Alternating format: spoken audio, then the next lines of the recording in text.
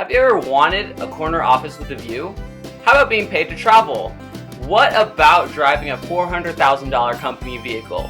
Well, then you know what? You are ready to embark in an exciting career of being a bus driver.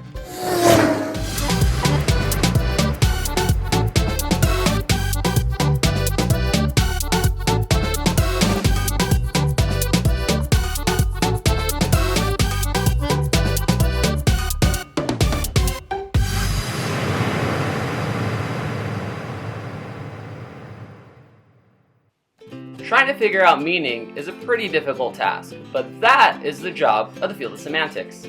You see, some things are very easy to define. For example, a square is a geometric shape with 4 equal sides that meet at 4 90-degree angles. But not everything is so clear-cut. For example, what's the definition of a chair? The Free Dictionary defines it as a piece of furniture designed to accommodate one person who is sitting or reclining, providing support for the back and often the arms, and typically standing on 4 legs. Okay, that's a nice definition, but what about a wheelchair? It's most definitely not a piece of furniture, but is it a chair?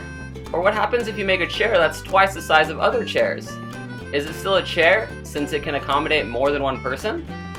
Or what about a toilet? Piece of furniture? Sure. Designed to accommodate one person? Most definitely.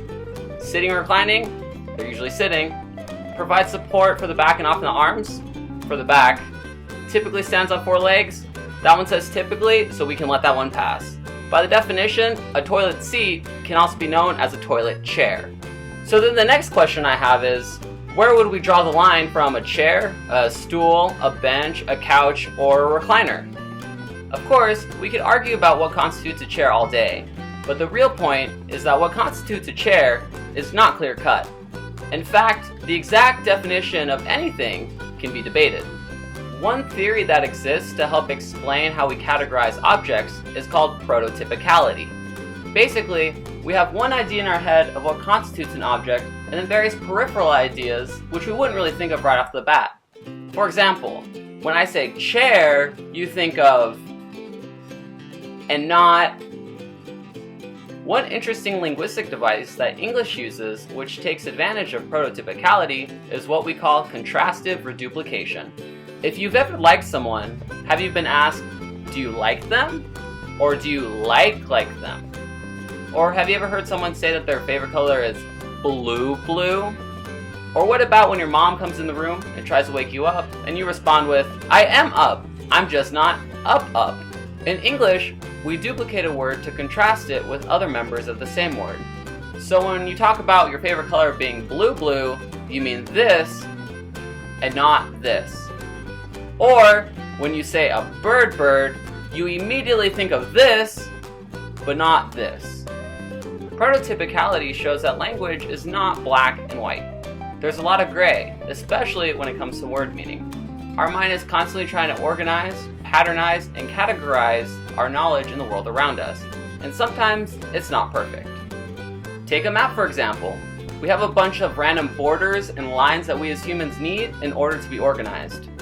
But when we actually look closely at these borders, we realize that they're just arbitrary, societally agreed upon lines. In the end, our words are those lines of the map, random definitions and categories that fence off chunks of meaning into societally agreed upon terms. If you like this video or have linguistics questions, like or leave a comment below. I'll be releasing linguistic related videos weekly. I'm Eric Borja, and that is How You Linguistics. So The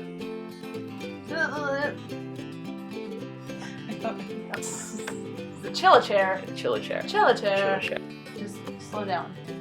Slow Person? That was weird. I didn't like it. That's my favorite.